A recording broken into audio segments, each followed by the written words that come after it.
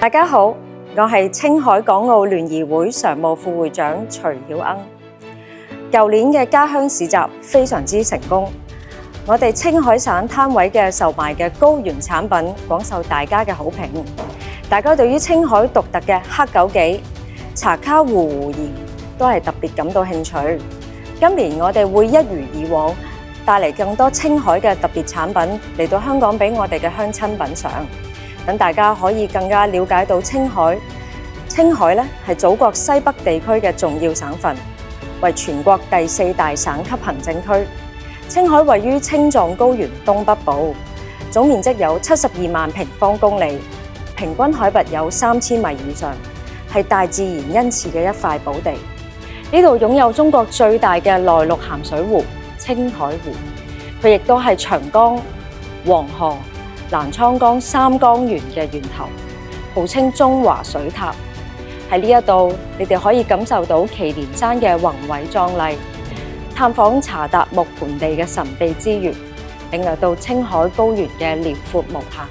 大家好，我是青海港澳聯誼會常務副會長張然。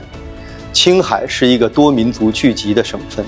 常住人口約600萬人，由54個民族組成，一半是漢族，以及53個少數民族，如藏族、回族、土族、薩拉族、蒙古族等其他。青海名勝古蹟眾多，自然風光雄奇壯美，具有青藏高原特色，民俗風情別具一格。青海有很多著名的旅遊景點，塔爾寺的莊嚴肅穆，茶卡鹽湖的純淨如鏡，門源油菜花田的金黃海洋，都讓人心馳神往。此外，紅色教育基地原子城是我國第一個核武器研製基地，也是中國兩彈原子彈、氫彈的誕生地，見證了國家科技的飛躍發展。大家好啊，我係青海港澳聯誼會常務副會長盧振威。青海嘅礦產資源豐富，柴達木盆地含豐富鉀鹽、石油、天然氣等資源，係中國重要嘅戰略資源儲備基地。亦都有好多好特別嘅野生動物，例如普氏猿羚啦、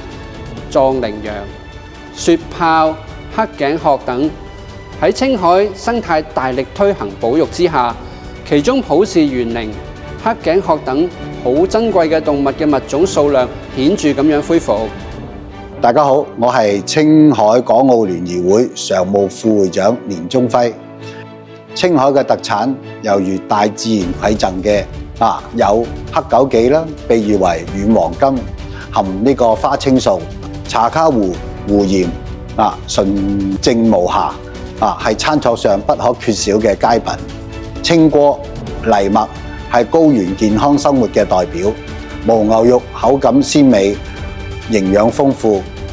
查達木盆地嘅沙棘同埋枸杞嘅製品，高原嘅蜂蜜，仲有雪菊都獨具特色。我哋誠意邀請各位喺6月1至5號光臨我哋嘅家鄉市集，